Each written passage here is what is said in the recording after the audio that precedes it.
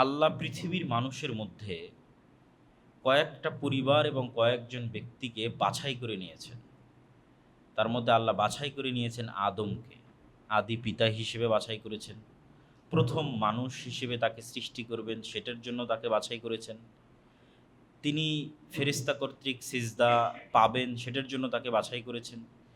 ইবলিসের ষড়যন্ত্রের শিকার হবেন তার জন্য তাকে বাছাই করেছেন।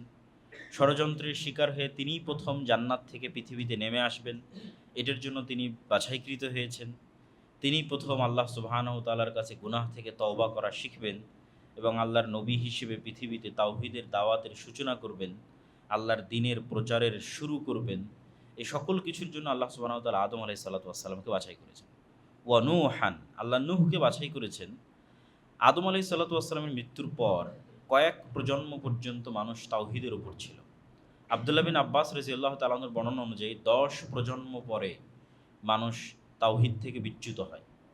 এক এক প্রজন্ম যদি ১,০০০ বছর করে হয় হায়াত আদম আলাইহিস সালাতু ওয়াস সালামের মতো, তাহলে প্রায় ১০,০০০ বছর পর নূহ আলাইহিস সালাতু ওয়াস সালামের আগমন ঘটে। আর যদি হায়াত কম থাকে তাহলে এর চেয়ে কম হবে। কিন্তু আদম আলাইহিস সালাতু ওয়াস সালাম যেহেতু প্রায় ১০০০ বছরের কাছাকাছি বেঁচে ছিলেন, নূহ আলাইহিস সালাম নিজেও যেহেতু ৯৫০ বছর বেঁচে ছিলেন কাছাকাছি, তো ওই সময় মানুষের হায়াতের ধরনটা এরকমই ছিল। তো প্রথম মানুষ যখন পথভ্রষ্ট হয়, তাওহীদ থেকে শিরকে নিমজ্জিত হয়, তখন আল্লাহ সুবহানাহু ওয়া তাআলা নূহকে বাছাই করলেন মানুষকে পুনরায় তাওহীদের পথে নিয়ে আসার জন্য।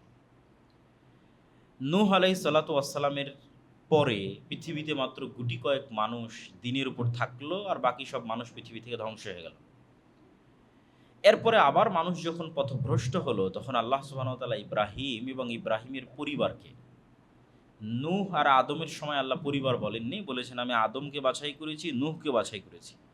আর ইব্রাহিমের সময় বললেন ওয়া আলা ইব্রাহিম, আর ইব্রাহিমের পরিবারকে বাছাই করেছি। ইব্রাহিম আলাইহিস সালাতু ওয়াস সালাম এবং তার পরিবারকে আল্লাহ বাছাই করলেন পৃথিবীতে তাওহীদের দাওয়াত ছড়িয়ে দেওয়ার জন্য। ইব্রাহিমের ২ সন্তান ইসহাক এবং ইসমাঈল এবং তাদের পরবর্তী উত্তরসূরিরা।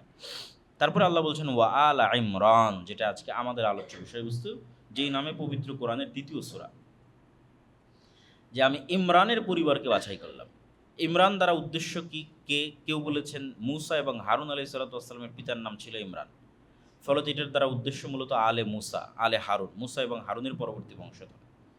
আর কেউ বলেছেন যে মারিয়াম আলাইহা সালাতু ওয়াস সালামের পিতার নাম ছিল ইমরান, এবং এটা ঠিক যে তার পিতার নাম ইমরান ছিল। এবং আল্লাহ সুবহানাহু ওয়া তাআলা মারিয়ামের মাকে ইমরাআতু ইমরান, ইমরানের স্ত্রী বলে সম্বোধন করেছে, ফলত তার বংশধর, তথা সে, তার স্ত্রী, তার কন্যা, তার কন্যার সন্তান, এবং এমনকি ইমরানের স্ত্রীর বোন, ইমরানের স্ত্রীর আপন বোন হচ্ছে জাকারিয়া আলাইহিস সালাতু ওয়াস সালামের স্ত্রী।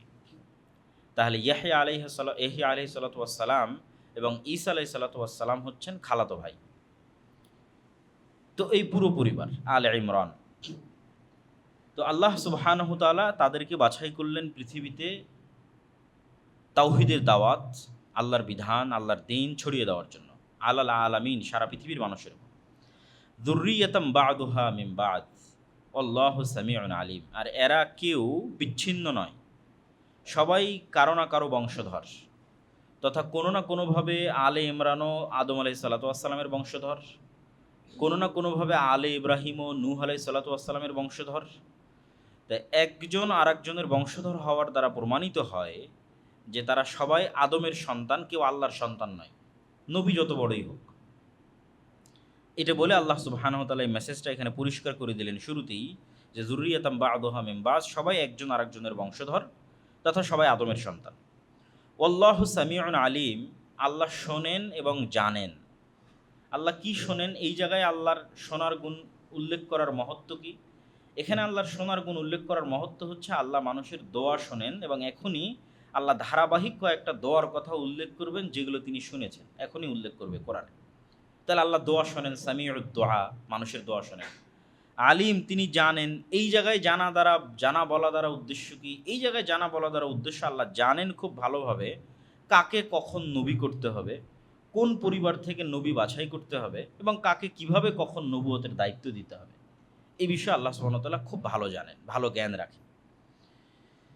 তারপরে আয়াতে আল্লাহ সুবহানাহু ওয়া তাআলা বলছেন ইয ক্বালাত ইমরাআতু ইমরান, রব্বি ইন্নী নাযারতু লাকা মা ফি বাতনি মুহাররারা। এখানে একজন রাসূলের মায়ের জন্মের ঘটনা বর্ণনা করা হচ্ছে। কার মুখ দিয়ে বর্ণনা করা হচ্ছে? একজন রাসূলের নানির মুখ দিয়ে বর্ণনা করা হচ্ছে। রাসূল হচ্ছে ঈসা আলাইহিস সালাতু ওয়াস সালাম।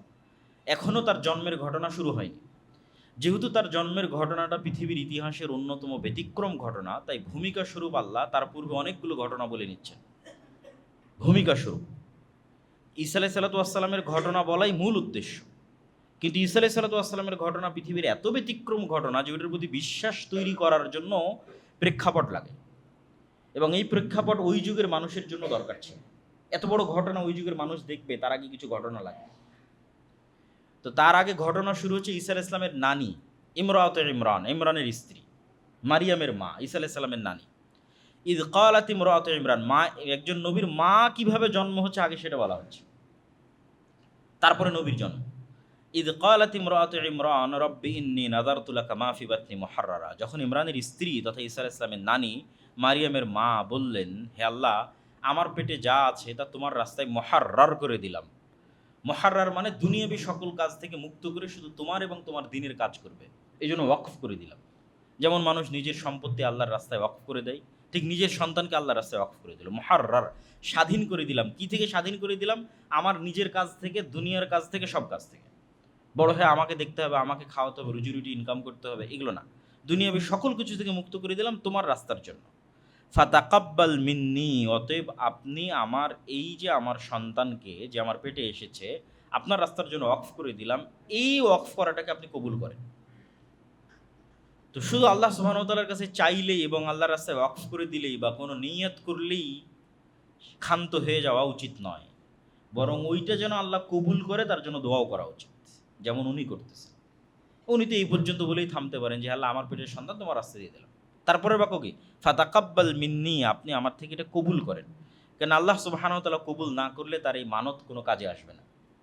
তিনি যে উদ্দেশ্যে মানত করতেছেন কবুল হওয়া লাগবে। ইন্নাকা আনতাস সামিউল আলিম, আবারও একই কথা যে আপনি জানেন এবং আপনি শোনেন। তো কি শোনেন? ওই যে বললাম আল্লাহ দোয়া শোনেন। তো দোয়া কয়েকটা আসবে যে আল্লাহ শুনতেছেন, তার মধ্যে এটা একটা। ঈসা আলাইহিস সালাতু ওয়াস সালামের নানি দোয়া করতেছে, এটা আল্লাহ শুনতেছেন, সেটা একটা।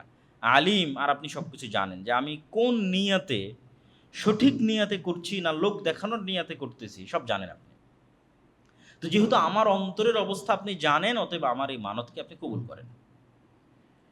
এখানে আরও একটা জিনিস শুরুতেই বলে রাখি যে আল্লাহ সুবহানাহু ওয়া তাআলা একজন নবীর জন্মের ঘটনা পবিত্র কোরআনে বর্ণনা করছেন। তার নানির থেকে শুরু করেছেন, তারপরে তার মায়ের জন্ম হবে, মায়ের জন্মের ঘটনা বলবেন, তারপরে তার জন্মের ঘটনা বলবেন।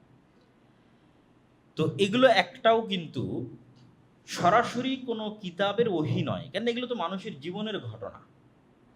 এটা তাওরাত নয়, এটা ইনজিল নয়। তাওরাত এবং ইনজিল কি? যেখানে নামাজের কথা থাকবে, কালামের কথা থাকবে, দোয়া দরুদ শিখানো থাকবে। এটা তো একটা মানুষের জীবনে যে ঘটনা ঘটতেছে সেটা, এটা মানুষ কীভাবে জন্ম নিচ্ছে তার ঘটনা। তো একটা মানুষের জন্মের ঘটনাই মূলত তার হাদিস বা তার সিরাত, তার ইতিহাস। তাহলে যেখানে আল্লাহ সুবহানাহু ওয়া তাআলা পবিত্র কোরআনে আয়াত নির্ধারণ করছেন বিভিন্ন জনের জন্মের ঘটনা বর্ণনা করতে, এখান থেকে আমাদের শিক্ষা নেওয়া উচিত যে আল্লাহ সুবহানাহু ওয়া তাআলা কোরআনের আয়াতের অংশ করেছেন অতীতের নবীদের হাদিসকে, অতীতের নবীদের ইতিহাসকে। তাহলে আমার নবীর ইতিহাস যদি আমি না জানি, আমার নবীর পরে যদি আর কোনো নবী আসতো, তাহলে আমার নবীর হাদিস ওই কিতাবের অংশ হতো। কিন্তু আমার নবীর পরে তো আর কোনো নবী আসবে না, ফলত পরবর্তী কোনো কিতাবের অংশ হওয়ার সুযোগ পায়নি। কে সুযোগ পায়নি পরবর্তী কিতাবের অংশ হওয়ার? সহিহ বুখারী সুযোগ পায়নি, সহিহ মুসলিম সুযোগ পায়নি। মানে বুখারী এবং মুসলিমে যে হাদিস আছে, এই হাদিসগুলো পরবর্তীতে কোনো আসমানি কিতাব আসলে সেই আসমানি কিতাবগুলোর আয়াত হতো। যেমন ঈসা এবং মারিয়ামের জন্মের ঘটনা কোরআনের আয়াত হয়েছে। ফলত রাসূল সাল্লাল্লাহু আলাইহি ওয়াসাল্লামেরও ইতিহাস এবং সিরাত জানা এবং হাদিস জানার গুরুত্ব আছে। এটা এখান থেকে আমাদের শিক্ষা নিতে হবে। ফালাম্মা ওয়াদাআতহা ক্বালাত রাব্বি ইন্নী ওয়াদাতুহা উনসা।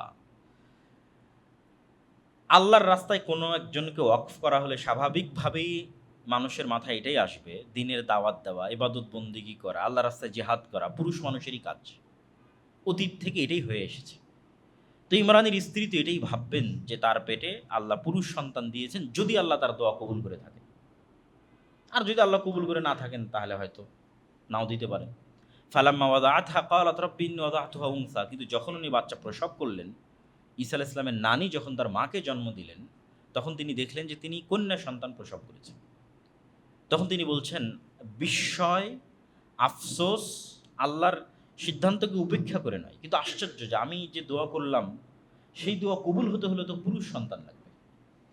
তো বিস্ময় নিয়ে বলছেন, রব্বি ইন্নী ওয়াদাতুহা উনসা, আল্লাহ আমি তো মেয়ে সন্তান প্রসব করেছি, তাহলে আমার দোয়ার কি হবে, আমার ওয়াকফ এবং মানতের কি হবে? তো আল্লাহ বলছেন, আল্লাহু আ'লামু বিমা ওয়াজাত, এটা কি আল্লাহর জন্য নতুন নাকি? আল্লাহ তো আগে থেকেই জানে তোমার পেটে কি আছে। আল্লাহ আজাল থেকেই জানেন, লাউহে মাহফুজ থেকেই জানেন, অতীত থেকে অনাদি থেকেই জানেন, এবং যখন তোমার পেটে আসে তখনও জানেন। এটা আল্লাহর জন্য আশ্চর্য না। আল্লাহু আ'লামু, আল্লাহ খুব ভালো জানে তোমার পেটে কি আছে এবং তুমি কি সন্তান প্রসব করছো। তবে ওয়ালাইসা যাকারু কাল উনসা, এই বাক্যটা হচ্ছে আমাদের জন্য সবচেয়ে শিক্ষণীয়, যে আল্লাহ সুবহানাহু ওয়া তাআলা এই বাক্যের যদি আমরা অর্থ করি, শাব্দিক অর্থ না করে বোঝানোর মতো যদি অর্থ করি, যে সব ছেলে কি এই মেয়ের মতো হতে পারবে যে মেয়ে এখন তোমার পেটে জন্ম নিচ্ছে? পৃথিবীর কোটি কোটি ছেলে মিলেও মারিয়াম আলাইহিস সালাতু ওয়াস সালামের মতো সম্মানিত হতে পারবে না, ওই জায়গা ওই মর্যাদায় পৌঁছতে পারবে না পৃথিবীর কোটি কোটি ছেলে। তাহলে পৃথিবীর সব ছেলে মিলে কি এই মেয়ের মতো হতে পারবে? সব ছেলে এই মেয়ের মতো নয় যে মেয়ে তোমার পেটে এখন দেওয়া হয়েছে এবং তুমি জন্ম দিলা। ওয়ালাইসা যাকারু কাল উনসা, বিশেষ মর্যাদামণ্ডিত, সুসম্মানিত এবং আল্লাহ কর্তৃক পবিত্র ঘোষণাকৃত অতি উঁচু আসন, এবং তার সম্মান এবং মর্যাদার কথা আল্লাহ সুবহানাহু ওয়া তাআলা নিজে কোরআনে বলবেন। তো এটার থেকে যেটা আমাদের জন্য শিক্ষা, সেটা হচ্ছে সকল কিছুই মানুষ যখন অকল্যাণকর মনে করে তখন সেটা অকল্যাণকর, আর মানুষ যখন কল্যাণকর মনে করে তখন কল্যাণকর। এটা আসলে হয় না। আল্লাহর হিকমতে আল্লাহ ভালো জানেন কোনটা কল্যাণকর কোনটা অকল্যাণকর। ফলে তো সবসময় আপনার সিদ্ধান্তই ঠিক হবে, আর আপনি তাৎক্ষণিক আপনার চাওয়া না পেলে হতাশ হবেন, এটা নয়। ওর মধ্যে আল্লাহ কী হিকমত রেখেছেন আপনি জানেন না। যেমন মারিয়ামের মা জানতো না যে মারিয়ামের পেটে পৃথিবীর ইতিহাসের অন্যতম শ্রেষ্ঠতম একজন নবীর জন্ম হবে, ঈসা আলাইহিস সালাতু ওয়াস সালাম, তাও বিনা পিতায়। এটা কি মারিয়ামের মা জানে? জানে না। কিন্তু এটা আল্লাহ আগে থেকেই জানেন। ফলত আল্লাহ তার সন্তানকে কিসের জন্য প্রস্তুত করতেছেন এটা তার তিনি জানেন না, কিন্তু আল্লাহ জানেন। ওয়া ইন্নী সাম্মাইতুহা মারিয়াম, আর আমি তার নাম রাখলাম মারিয়াম।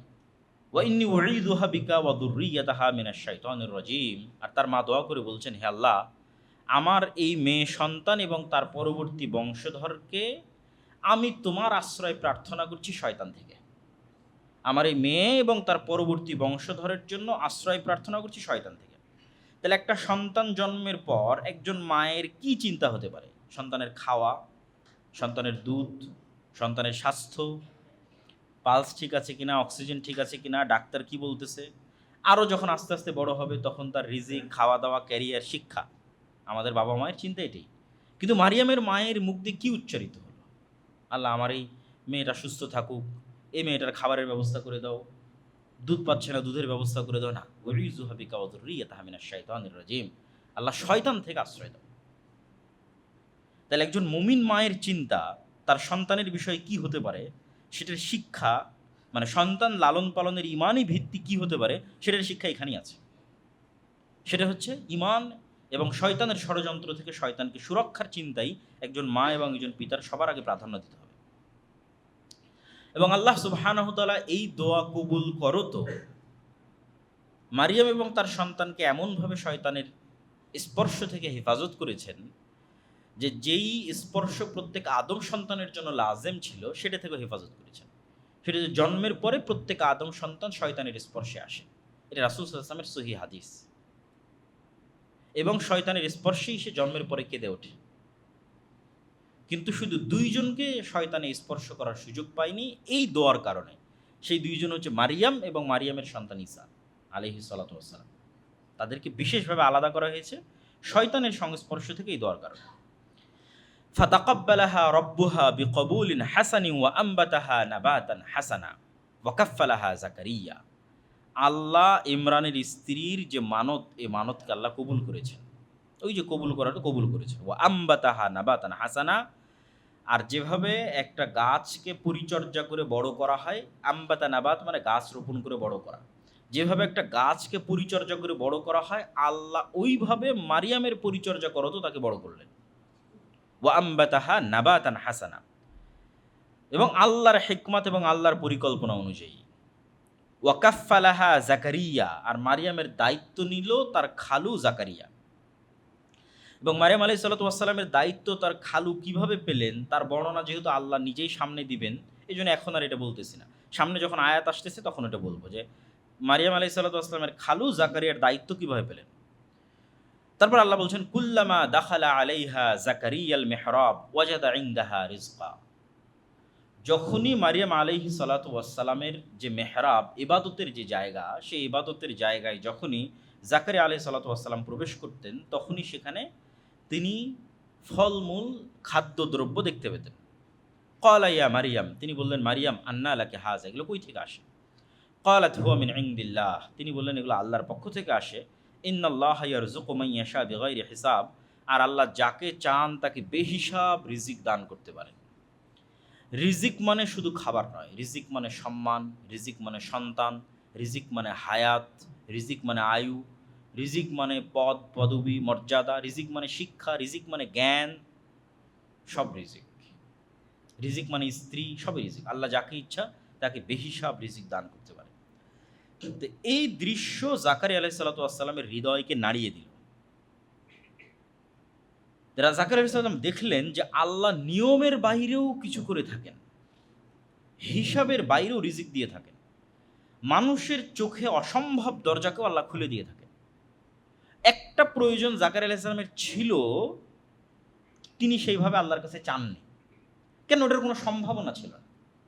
কিন্তু মারিয়ামের সাথে এই ঘটনা জাকারিয়া আলাইহিস সালামের চোখ খুলে দিল যে মারিয়ামকে যদি আল্লাহ সুবহানাহু ওয়া তাআলা দুনিয়ার নিয়মের বাইরে, দুনিয়ার লজিকের বাইরে, দুনিয়ার ফিজিক্সের বাইরে আল্লাহ সুবহানাহু ওয়া তাআলা এইভাবে খাবার পাঠাতে পারেন, তাহলে আমার যে একটা প্রয়োজন আছে ওটা তো আল্লাহ দিতে পারেন।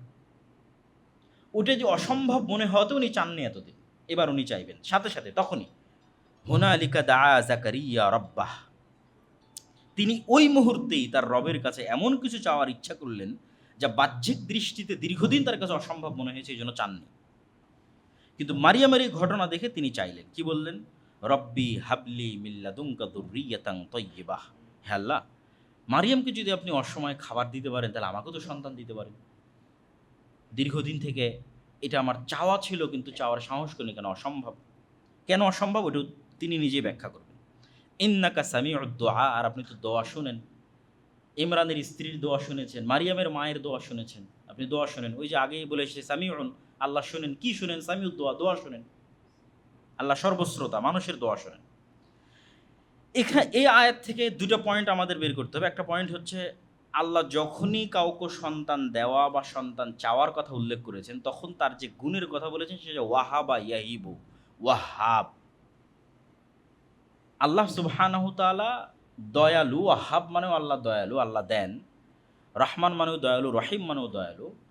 কিন্তু ওয়াহাবের যেটা দেওয়া, সেটা হচ্ছে না চাইতেই, অথবা বিনিময় ছাড়াই, অথবা অসম্ভব কিছু, অথবা সে হকদার নয়, অথবা সে যোগ্য নয়, তারপরেও আল্লাহ সুবহানাহু ওয়া তাআলা নিজের দয়ায় দিয়ে দেন। এটাকে বলে ওয়াহাব।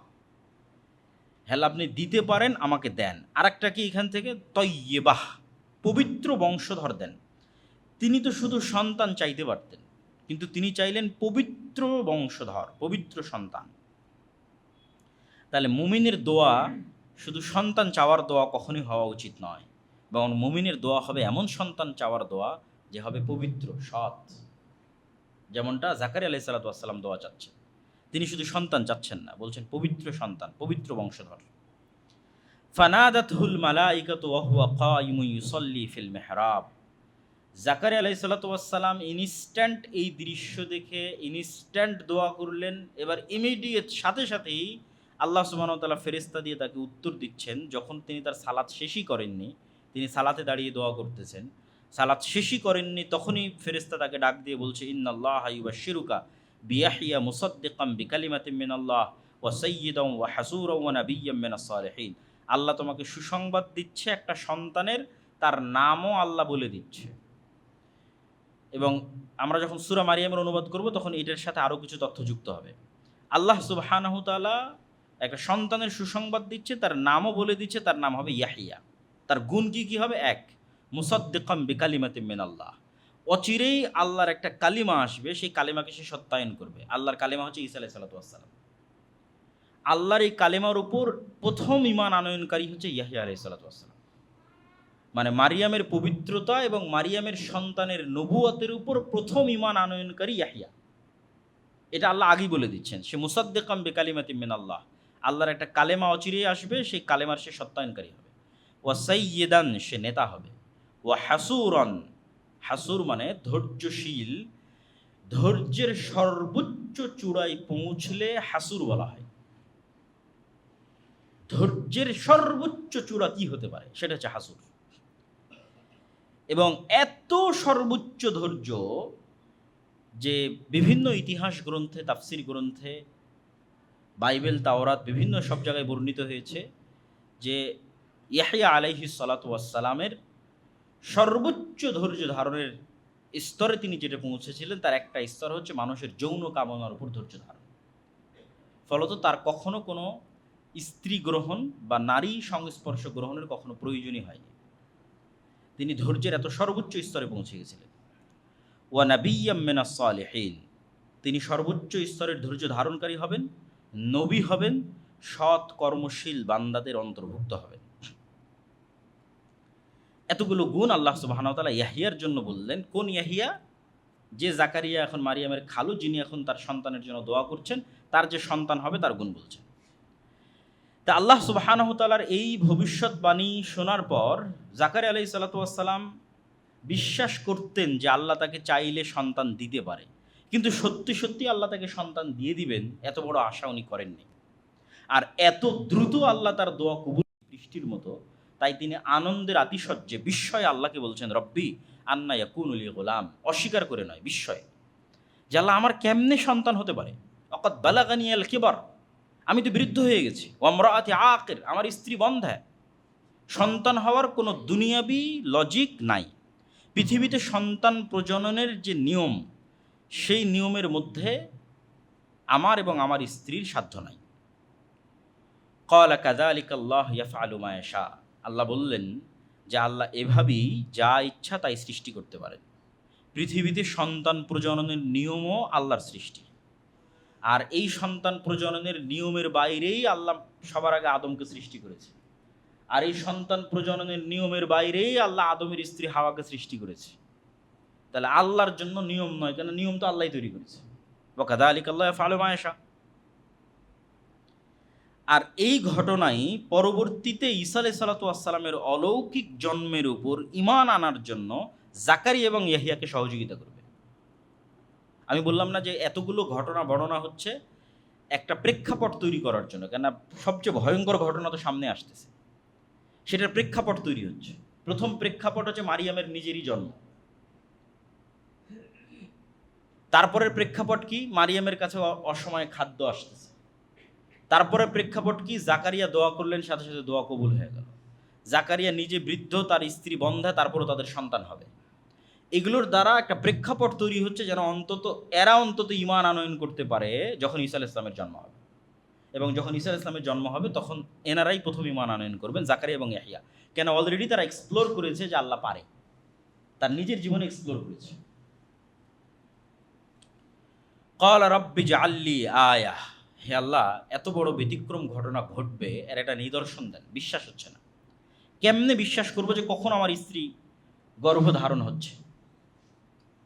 ক্বালা আয়াতুকা আল্লা তুকাল্লিমান নাসা সালাসা, তোমার জন্য নিদর্শন হচ্ছে, চিহ্ন হচ্ছে, টানা 3 দিন তোমার মুখ বন্ধ থাকবে, কোনো কথাই মুখ দিয়ে বের হবে না। শুধু কি বের হবে? ওয়াযকুর রাব্বাকা কাসীরান ওয়াসাব্বিহ বিল আশিয়্যি ওয়াল ইবকার, শুধু সকাল সন্ধ্যায় তাসবিহ হবে আর সবসময় আল্লাহর জিকির হবে।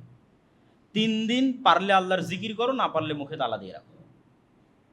মুখে তালা থাকবে, মানুষের সাথে কোনো কথা হবে না, যদি মানুষের সাথে খুব জরুরি প্রয়োজন হয় ইশারায়, কিন্তু মুখ খোলা যাবে না। আর মুখ যদি খোলে তাহলে আস্তাগফিরুল্লাহ, আলহামদুলিল্লাহ, লা ইলাহা ইল্লাল্লাহ, লা ইলাহা ইল্লাল্লাহু ওয়াহদাহু লা শারীকা লাহু, লাহুল মুলকু ওয়া লাহুল হামদু ওয়া হুয়া আলা কুল্লি শাইইন কাদির, সুবহানাল্লাহি ওয়া বিহামদিহি সুবহানাল্লাহিল আযীম। এগুলো জিকির, আজকার, তাসবিহ, তাহলিল। তা মহান আল্লাহ সুবহানাহু ওয়া তাআলার এই নির্দেশ কি প্রমাণ করে? যে ৩ দিন তিনি মানুষের সাথে যাবতীয় কথা বন্ধ রাখা, মাত্রাতিরিক্ত জিকির এবং সকাল সন্ধ্যা তাসবিহ পাঠের বরকতেই মহান আল্লাহ অসম্ভবকে সম্ভব করে দিবেন। আল্লাহু আকবার। আর এই ৩ দিনের মধ্যেই তার স্ত্রী গর্ভবতী হবেন। মানুষ যদি জীবনে বড় কিছু অর্জন করতে চায়, তাহলে অতিরিক্ত জিকির এবং সকাল সন্ধ্যার তাসবিহ পাঠের কোনো বিকল্প নাই। আল্লাহ জাকারিয়ার জন্য এত বড় অসম্ভবকে সম্ভব করে দিচ্ছেন, অপ্রয়োজনীয় কথা বন্ধ, জিকির, আজকার এবং সকাল সন্ধ্যার তাসবিহ। তো আপনার জীবনেরও অনেক অসম্ভব আল্লাহ সম্ভব করে দিতে পারে জিকির দিয়ে, অনেক অসম্ভবকে আল্লাহ সম্ভব করে দিতে পারে সকাল সন্ধ্যার তাসবিহ দিয়ে। এর চেয়ে শক্তিশালী এবং এর চেয়ে পাওয়ারফুল অন্তত বর্তমান পৃথিবীতে কিছু নাই সকাল সন্ধ্যার জিকিরের চাইতে। আর সর্বশ্রেষ্ঠ জিকির পবিত্র কোরআন। ওয়াইদ ক্বালাতিল মালাইকাতু ইয়া মারইয়াম ইন্নাল্লাহা আসতাফাকি ওয়া তাহহারাকি ওয়াসতাফাকি আলা নিসাইল আলামিন। এবার মূল ঘটনার প্রেক্ষাপট তৈরি করা সম্পূর্ণ। এবার আল্লাহ মারিয়ামকে বলছেন ফেরেশতাদের মাধ্যমে, হে মারিয়াম, ইন্নাল্লাহা আসতাফাকি, আল্লাহ তোমাকে বাছাই করেছেন, ওয়া তাহহারাকি, এবং আল্লাহ তোমাকে পবিত্র করেছেন, ওয়াসতাফাকি আলা নিসাইল আলামিন, আর আল্লাহ তোমাকে বাছাই করেছেন সারা পৃথিবীর সকল মহিলার উপর। তো দুইবার বাছাই করার অর্থ কি?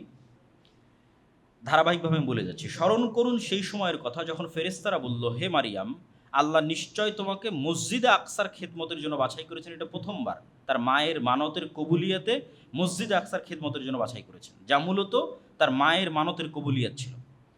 আর তিনি তোমাকে তোমার মায়ের দোয়া অনুযায়ী শয়তানের প্ররোচনা থেকে পবিত্র করেছেন। আর মারিয়াম আলাইহিস সালাতু ওয়াস সালামের সর্বোচ্চ পবিত্রতা কী ছিল? শারীরিকভাবে আল্লাহ তাকে পবিত্র করেছিলেন হায়েজ এবং নিফাস থেকে। তিনি কখনো কোনো দিন হায়েজা হননি এবং তার নেফাস হয়নি সন্তান প্রসবের পর।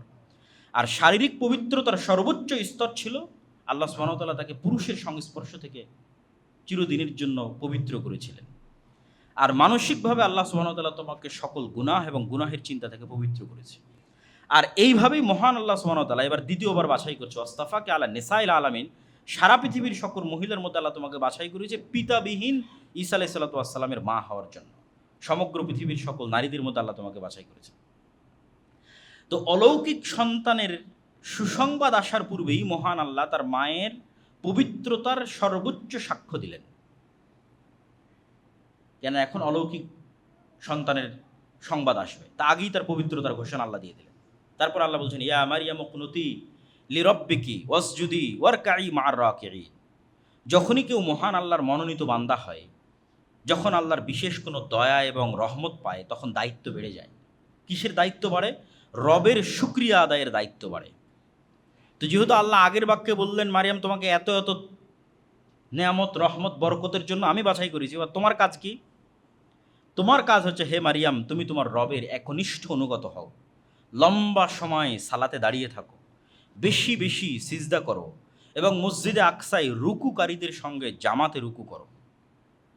মেয়েরা যেমন মসজিদে ইতিকাফ করতে পারে, তেমনি তারা চাইলে জামাতেও সালাত আদায় করতে পারে, যা এই আয়াত থেকে স্পষ্ট বোঝা যায়। আর এই আয়াত থেকে আরও একটা জিনিস বোঝা যায় যে মানুষের জীবনের প্রকৃত মর্যাদার যে সিক্রেট, সর্বোচ্চ সম্মানের আসীন হওয়ার যে সিক্রেট, সেই সিক্রেটটা হচ্ছে আল্লাহর সামনে বিনয়ী হওয়া, আল্লাহর অনুগত হওয়া, পবিত্র থাকা, বেশি বেশি জিকির আজকার করা, জামাতে সালাত আদায় করা, এবং রুকু করা এবং অতিরিক্ত সিজদা করা, যেগুলো আল্লাহ মারিয়ামের জন্য বললেন, যেগুলো আল্লাহ জাকারিয়ার জন্য বললেন। এগুলোই পৃথিবীতে এবং পরকালে সর্বোচ্চ সম্মানে সম্মানিত হওয়ার সিক্রেট, যা আল্লাহ তাদের জন্য নির্ধারণ করে দিলেন। যালিকা মিন আম্বাইল গায়বি নূহিহি ইলাইক ওমা কুনতা লাদাইহিম ইয ইলকুনা আকলামাহুম আইয়ুহুম ইয়াকফুলু মারইয়াম ওমা কুনতা লাদাইহিম ইয ইখতাসিমুন। এবার ওই যে জাকারিয়া আলাইহিস সালাতু ওয়াস সালাম মারিয়ামের দায়িত্ব নিয়েছিলেন, ওই দায়িত্বটা তিনি কিভাবে পাচ্ছেন সেটা বলতে গিয়ে আল্লাহ ভূমিকাটা এভাবে ধরলেন যে জাকারিয়া, ইয়াহিয়া এবং মারিয়াম সম্পর্কে এতক্ষণ যা আলোচিত হয়েছে, এবং ঈসা আলাইহিস সালাতু ওয়াস সালামের জন্ম এবং তার পরবর্তী ঘটনা যা আলোচিত হবে কোরআনে, এগুলো সব গায়েবের সংবাদ, যা আমরা ওহীর মাধ্যমে আপনাকে জানাচ্ছি, হে মুহাম্মদ সাল্লাল্লাহু আলাইহি ওয়াসাল্লাম। হে মুহাম্মদ সাল্লাল্লাহু আলাইহি ওয়াসাল্লাম, এই ঘটনাগুলোর সময় আপনি সেখানে উপস্থিত ছিলেন না। আবার আপনি নিজে জেরুজালেম বা ফিলিস্তিনের বাসিন্দাও নন যে মানুষের মুখে মুখে শুনবেন, বরং আপনি জেরুজালেম থেকে 1000 কিলোমিটার দূরে মক্কার অধিবাসী। আর আপনি পড়ালেখাও জানেন না যে কোনো কিতাব অধ্যয়ন করে মানুষের সামনে এগুলো বলবেন। আর মক্কায় কোনো আহলে কিতাব বসবাস করতো না, মানে কোনো ইহুদি খ্রিস্টান বসবাস করতো না যে তাদের থেকে শুনে আপনি এটা বলবেন। আর আহলে কিতাবের এক অংশ তো মারিয়ামের সন্তানকে আল্লাহর সন্তান মনে করে, আর এক অংশ তথা ইহুদিরা তো মারিয়ামকে ব্যভিচারী মনে করে, নাউজুবিল্লাহ। আর এক অংশ তো ঈসা আলাইহিস সালাতু ওয়াস সালাম মারা গেছেন মর্মে বিশ্বাস করে। আর আপনি মুহাম্মদ সাল্লাল্লাহু আলাইহি ওয়াসাল্লাম সর্বপ্রথম কোরআনের মাধ্যমে এই তিনটে জিনিস পরিষ্কার করে দিচ্ছেন। কি কি পরিষ্কার করছেন? আরিয়াম আলাইহিস সালাতু ওয়াস সালাম পবিত্র, সেটা পরিষ্কার করছেন। আর কি পরিষ্কার করছেন? ঈসা আল্লাহর সন্তান নয়, এটা পরিষ্কার করছেন। আর কি পরিষ্কার করছেন? ঈসা মারা যায়নি, সেটা পরিষ্কার করছেন। কেউ জানতো না পৃথিবীতে।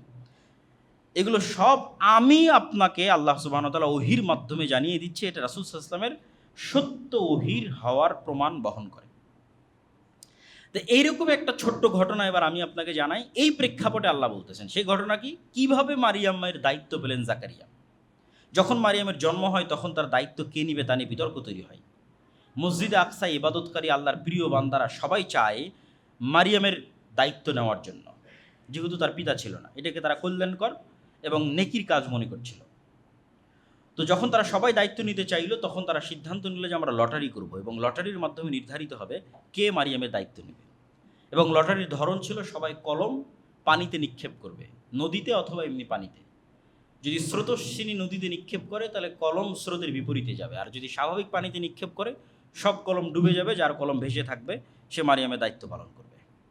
তো তারা যে কলমগুলো দিয়ে তাওরাত লিখিত, যেহেতু সবাই আল্লাহর প্রিয় বান্দা, সবাই মসজিদে আকসায় আল্লাহর দিনের খেদমত করতো, দায়ী ইলাল্লাহ, জাকারিয়াও একজন নবী এবং দায়ী ইলাল্লাহ, তারা যে কলমগুলো দিয়ে তাওরাত লিখতো সেগুলো তারা পানিতে নিক্ষেপ করলো। সবার কলম ডুবে গেল, কিন্তু জাকারিয়া আলাইহিস সালাতু ওয়াস সালামের কলম ভেসে থাকলো অথবা স্রোতের বিপরীতে চললো। তখন জাকারিয়া আলাইহিস সালাতু ওয়াস সালামকেই দায়িত্ব দেওয়া হলো মারিয়াম আলাইহিস সালাতু ওয়াস সালামের লালন পালনের। তো এই ঘটনাও আপনি জানতেন না হে মুহাম্মদ সাল্লাল্লাহু আলাইহি সাল্লাম, আমি জানিয়ে দিলাম। আর জানার কোনো পরিবেশ আপনার কাছে নাই, কেন আপনার বাড়ি জেরুজালেমে নয়, আপনি পড়া জানেন না, মক্কায় কোনো ইহুদি খ্রিস্টান বসবাস করে না। ইয ক্বালাতিল মালাইকাতু ইয়া মারইয়াম ইন্নাল্লাহা ইউবাশশিরুকি বিকালিমাতিম মিনহু ইসমুহুল মাসীহু ঈসা ইবনু মারইয়াম ওয়াজিহান ফিদ দুনিয়া ওয়াল আখিরাহ ওয়া মিনাল মুকাররাবিন। এবার এতক্ষণ যাবৎ মূল ঘটনা বলার জন্য যে ভূমিকা আল্লাহ প্রস্তুত করলেন, সেই সবচেয়ে ভয়ঙ্কর ব্যতিক্রম ঘটনা বলার সময় চলে এসেছে। মারিয়ামকে মায়ের মানতের মাধ্যমে কবুল করা হয়ে গেছে। অসময়ে মারিয়ামের কাছে খাবার প্রদান করা হয়েছে। অতিরিক্ত জিকিরের মাধ্যমে স্বামীর বার্ধক্য থাকার পরেও এবং স্ত্রীর বন্ধ্যা হওয়ার পরেও তাদের গর্ভে সন্তানের জন্ম হয়েছে, জাকারিয়ার গর্ভে। মারিয়ামের পবিত্রতার ঘোষণা হয়েছে, তাকে বেশি বেশি ইবাদতের আদেশ দেওয়া হয়েছে, জাকারিয়াকে বেশি বেশি জিকিরের আদেশ দেওয়া হয়েছে। এখন মূল যে ঘটনা, সেই ঘটনার প্রেক্ষাপট প্রস্তুত। এবার ফেরেশতারা মারিয়ামকে বলছেন, ইয়া মারিয়াম ইন্নাল্লাহা ইউবাশশিরুকি বিকালিমাতিম মিন, আল্লাহ তোমাকে সুসংবাদ দিচ্ছেন আল্লাহর একটা কালিমার। ইসমুহুল মাসীহু ঈসা ইবনু মারইয়াম, আল্লাহর সেই কালেমা হচ্ছে ঈসা ইবনু মারইয়াম। ওয়াজিহান ফিদ দুনিয়া, যে দুনিয়াতে এবং পরকালে সম্মানিত হবে। অমিনাল মুকাররাবিন, এবং আল্লাহর নৈকট্যপ্রাপ্ত বান্দাদের অন্তর্ভুক্ত হবেন। তো সেই কালেমা কি? কালেমা হচ্ছে কুন ফায়াকুন, ইদা কাদা আমরান ফাইন্নামা ইয়াকুলু লাহু কুন ফায়াকুন। এবং এটা আল্লাহ নিজেই কোরআনে ব্যাখ্যা করে দিবেন যে কালেমা হচ্ছে কুন। যে আল্লাহ সুবহানাহু ওয়া তাআলা ঈসা আলাইহিস সালাতু ওয়াস সালামকে সৃষ্টি করেছেন ঠিক যেভাবে আদম আলাইহিস সালাতু ওয়াস সালামকে সৃষ্টি করেছেন, কুন শব্দের মাধ্যমে। আর ঈসা আলাইহিস সালাতু ওয়াস সালাম যে আল্লাহর সন্তান নন, তা এই আয়াতের মধ্যে আল্লাহ স্পষ্ট করে দিলেন কিভাবে। ঈসা ইবনু মারইয়াম, মারিয়ামের সন্তান ঈসা, তার নাম হচ্ছে ঈসা ইবনু মারইয়াম, মারিয়ামের সন্তান ঈসা, এক বাক্যে স্পষ্ট। তার আর একটা নাম কি? আল মাসীহ, তাকে উপাধি দেওয়া হলো মাসীহ। এই মাসীহ উপাধির ঈসা শব্দের অর্থ নেতা হওয়া। এটা হিব্রু ইয়াসুর থেকে আরবিতে ঈসায় পরিণত করা হয়েছে। আর মাসীহ শব্দের অর্থ নিয়ে মুফাসসিরিন কিরামের মধ্যে অনেক ব্যাখ্যা আছে। কেউ বলেছে যে আল্লাহ তাকে যেই মজেজাগুলো দিয়েছিলেন, যেটা আল্লাহ নিজেই সামনে বলবেন, এগুলো গায়ে হাত লাগানোর মাধ্যমে করতে হতো। প্রত্যেকটা মজেজার বহিঃপ্রকাশ হাতের স্পর্শের মাধ্যমে হতো। তো হাতের স্পর্শের মাধ্যমে যেহেতু হতো, তো এটার থেকে মাসাহা ইয়ামসাহু, স্পর্শ করা, স্পর্শকারী অথবা স্পর্শকৃত, অথবা মুছে দেওয়া। সেক্ষেত্রে পৃথিবী থেকে সকল বাতিলকে মুছে দেওয়া অর্থ ব্যবহৃত ধরেছে অনেকেই, যেটা কিয়ামতের পূর্ব মুহূর্তে তিনি করবেন। ওয়া ইউকাল্লিমুন নাসা ফিল মাহদি ওয়া কাহলা ওয়া মিনাস সালিহিন, তিনি মানুষের সাথে যখন তোমার কোলে থাকবে তখনও কথা বলবে তোমার পবিত্রতার সাক্ষ্য দিয়ে, আর যখন বার্ধক্য বয়সে পৌঁছে যাবে তখনও কথা বলবে। তো বার্ধক্য বয়সে পৌঁছার আগেই তো তিনি পৃথিবী থেকে বিদায় নিয়েছেন, এটা যখন তিনি দ্বিতীয়বার ফেরত আসবেন তখন কথা বলবেন। অমিনাস সালিহিন, আর সে তার পূর্বে চলে যাওয়া ইব্রাহিম, ইসহাক, ইসমাইল, মুসা, দাউদ, সোলাইমানের মতো আল্লাহর নেককার বান্দাদের অন্তর্ভুক্ত হবে। সুসংবাদ যত বড়ই হোক, এই সুসংবাদ দেওয়া হচ্ছে একজন কুমারী মেয়েকে। বাহ্যিক দৃষ্টিতে তার কাছে এটা মাথায় আকাশ ভেঙে পড়ার মতো। তাই এত বড় সুসংবাদ পেয়েও, অনেক বড় সুসংবাদ, আল্লাহ অনেক কিছু বললেন, তোমাকে একজন সন্তান দিচ্ছি, ঈসা আছে, এই অনেক কিছু হবে, কিন্তু বলা তো হচ্ছে একজন কুমারী মেয়েকে। তো এটা সুসংবাদের চেয়ে তার মাথায় তো আকাশ ভেঙে পড়ার মতো। তখন তিনি বিস্ময়ের সাথে বললেন, ক্বালাত রাব্বি আন্না ইয়াকুনু লি ওয়ালাদ, হে আল্লাহ, কীভাবে আমার সন্তান হতে পারে, ওয়ালাম ইয়ামসাসনি বাশার, আমাকে এখন পর্যন্ত কোনো পুরুষ স্পর্শ করেনি। ক্বালা কাযালিকা আল্লাহু ইয়াখলুকু মা ইয়াশা, আল্লাহ এভাবেই যা ইচ্ছা তাই সৃষ্টি করতে পারেন। এবং আল্লাহ সুবহানাহু তাআলা পৃথিবীতে আরও অসংখ্য প্রাণীর মধ্যে পুরুষের সংস্পর্শ ছাড়া সৃষ্টির উদাহরণ রেখে দিয়েছেন। যেমন বর্তমান বিজ্ঞান প্রমাণ করে যে সাপ, টিকটিকি, হাঙ্গর, মাছ এবং বিভিন্ন পোকামাকড়ের অনেক প্রজাতি আছে, এবং উদ্ভিদ জগতেরও এমনও গাছপালা আছে যেগুলো পুরুষের সংস্পর্শ ছাড়াই, পরাগায়ন ছাড়াই নতুন গাছ, নতুন সাপ, নতুন টিকটিকি তাদের জন্ম হয়ে যেতে পারে। এই বিজ্ঞান দ্বারা প্রমাণিত। তো মহান আল্লাহ সুবহানাহু ওয়া তাআলা ইয়াহইয়া আলাইহিস সালামের জন্মের ঘটনায় যেই বাক্য ব্যবহার করেছেন, সেই বাক্যের থেকে একটু পরিবর্তন করে এখানে ব্যবহার করলেন। জাকারিয়া অভিযোগ করলো, আল্লাহ কেমনে সন্তান হবে? আল্লাহ বললেন, আল্লাহ যা ইচ্ছা তাই করতে পারে। আর এখানে বললেন, আল্লাহ যা ইচ্ছা তাই সৃষ্টি করতে পারে। কেননা এই সৃষ্টিটা একদম নতুন সৃষ্টি। জাকারিয়ার ক্ষেত্রে তো আইন লঙ্ঘন করা হয়নি, স্বামী স্ত্রীর মাধ্যমেই সন্তানের জন্ম হয়েছে, যতই বার্ধক্য হোক। ফলত এটা সম্পূর্ণ নতুন সৃষ্টি নয়। আল্লাহ ওখানে বলেছে আমি যা ইচ্ছা তাই করতে পারি, এখানে বলেছে আমি সম্পূর্ণ নতুন সৃষ্টি, যেমন আদমকে নতুন সৃষ্টি করেছি, সম্পূর্ণ কুন কালেমার মাধ্যমে, হও এই কালেমার মাধ্যমে।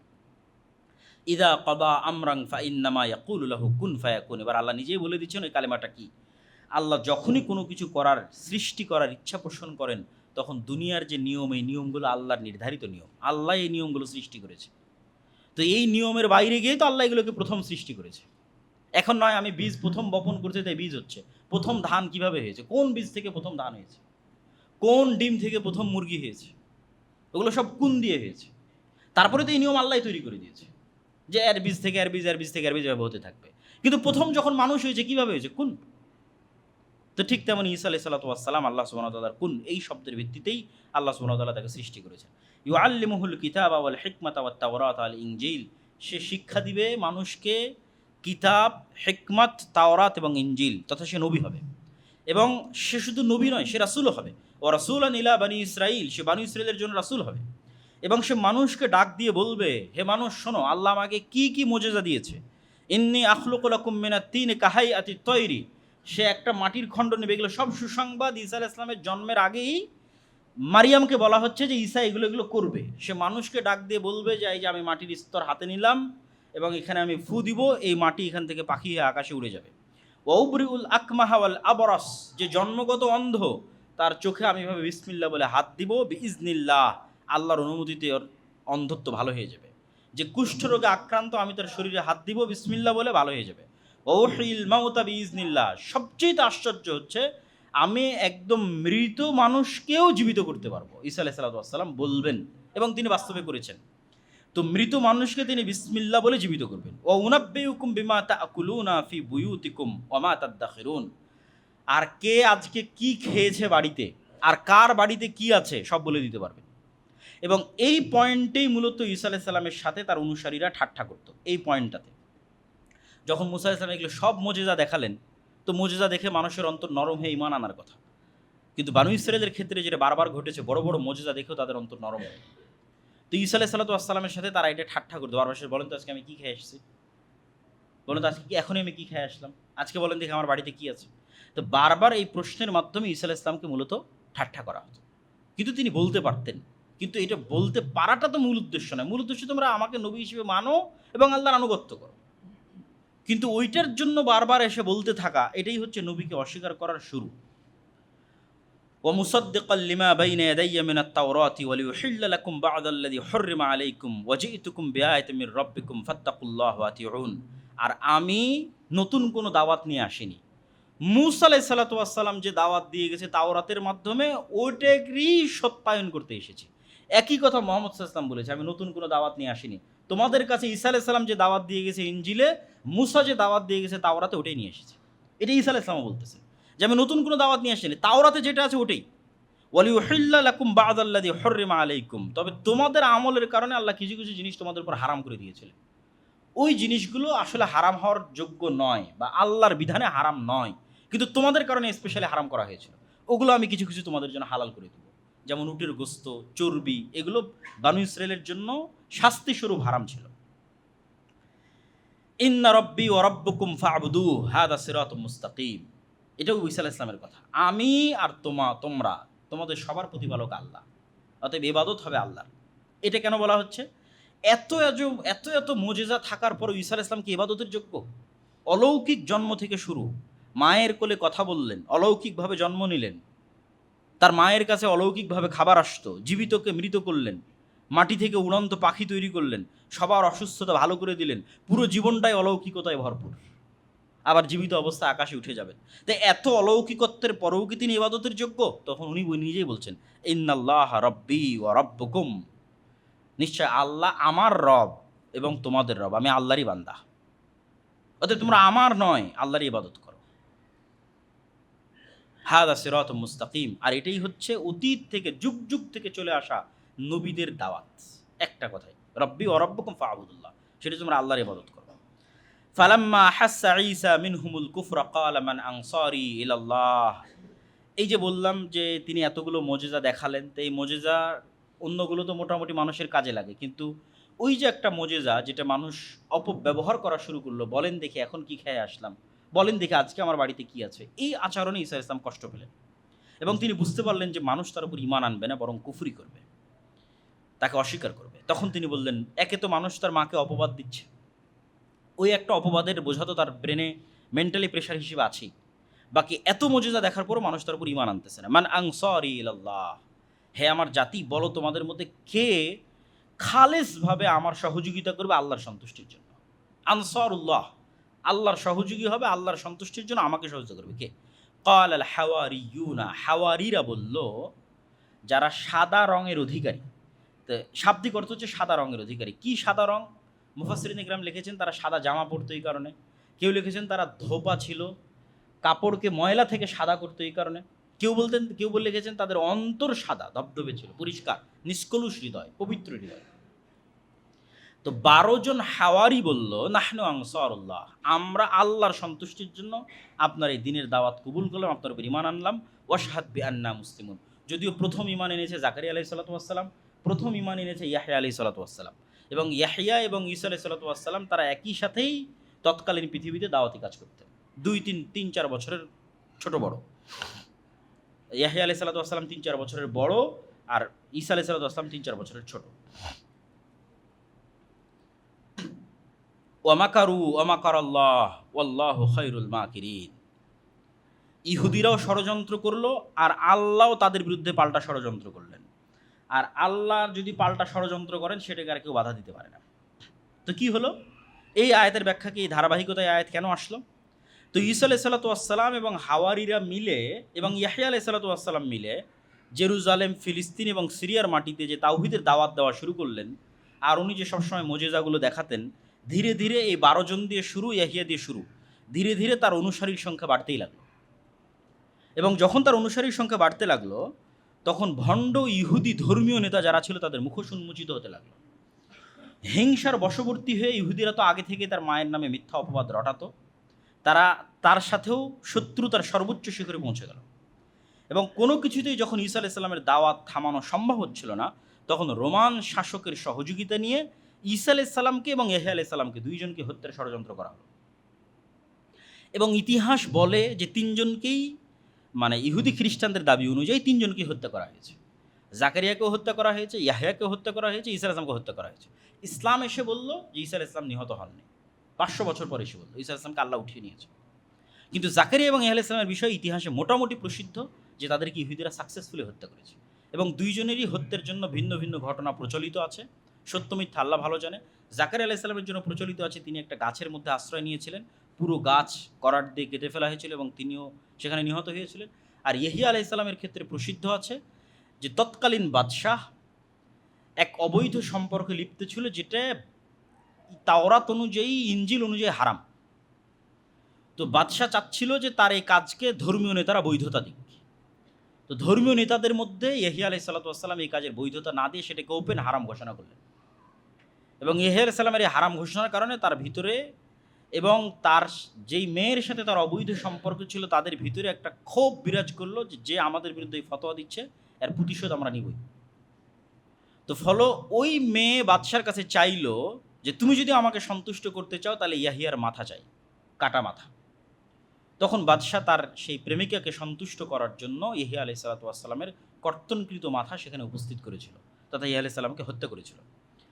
তো তাদের ষড়যন্ত্র কোথায় গিয়ে সফল হয়নি? ঈসা আলাইহিস সালাতু ওয়াস সালামের ক্ষেত্রে গিয়ে সফল হয়নি, যেটা আল্লাহ বলছেন যে তারা ঈসা আলাইহিস সালাতু ওয়াস সালামকে হত্যার ষড়যন্ত্র করলো। কিন্তু আল্লাহ সুবহানাহু ওয়া তাআলা কি করলেন? আল্লাহ পরের আয়াতে বলছেন, ইদ ক্বালাল্লাহু ইয়া ঈসা ইন্নী মুতাওয়াফফিকা ওয়া রাফিউকা ইলাইয়া ওয়া মুতাহহিরুকা মিনাল্লাযীনা কাফারু।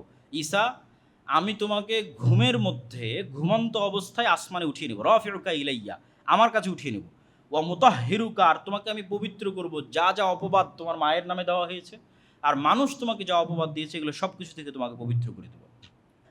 ওয়া জাইলুল লাযীনা ইত্তাবাউকা ফাওকাল লাযীনা কাফারু ইলা ইয়াউমিল কিয়ামাহ, আর যারা সত্যিকারভাবে তোমার যে দাওয়াত, তাওহীদের দাওয়াত, এই সত্যিকারভাবে যারা এই দাওয়াতের অনুসরণ করবে, তুমি যে আল্লাহর সন্তান নও বরং আল্লাহর বান্দা এবং আল্লাহর নবী, এটাকে স্বীকার করবে এবং তোমার মা যে পবিত্র এটাকে স্বীকার করবে, তাদেরকে আমি পৃথিবীতে বিজয়ী রাখবো। সুম্মা ইলাইয়া মারজিউকুম, আর একদিন সবাইকে আমার কাছেই ফিরে আসতে হবে। ফাআম্মাল্লাযীনা কাফারু ফাউআযযিবুহুম আযাবান শাদীদা।